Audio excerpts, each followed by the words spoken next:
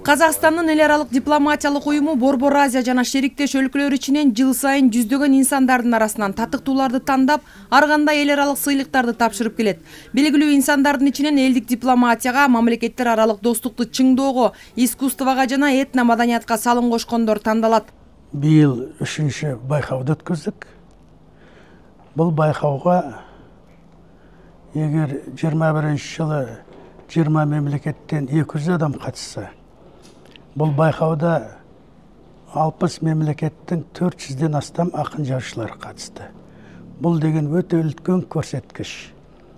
Тек Орталық Азия мемлекеттердің арасында емес, посткеңестік жерлерде емес, әлемдегі үлкен көрсеткіш. Осындай әдеби байқауға 60-тан астам мемлекет қатысатын.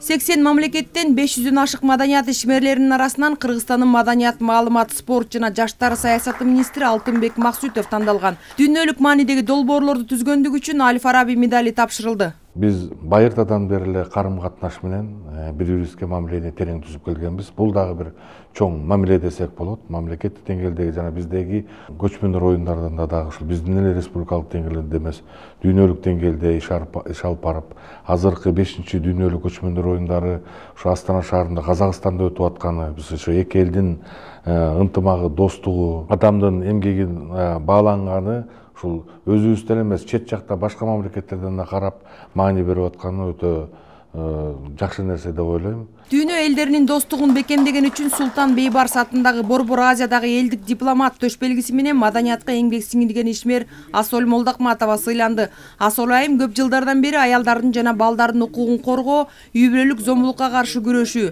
үй бүлөлүк баалуулуктарды жайылтуу жана руханий дүйнөнү байытуу жаатында иштерди жасап келет. Для меня большая честь. Мен үчүн мындай эл аралык деңгээлдеги медалды алуу сыймык. Анткени элиме кызмат кылуу менен бирге мамлекеттер аралык достукту, ынтымакты, биримдикти бекемдей турган аракеттерди жасоо менин биринчи максатым.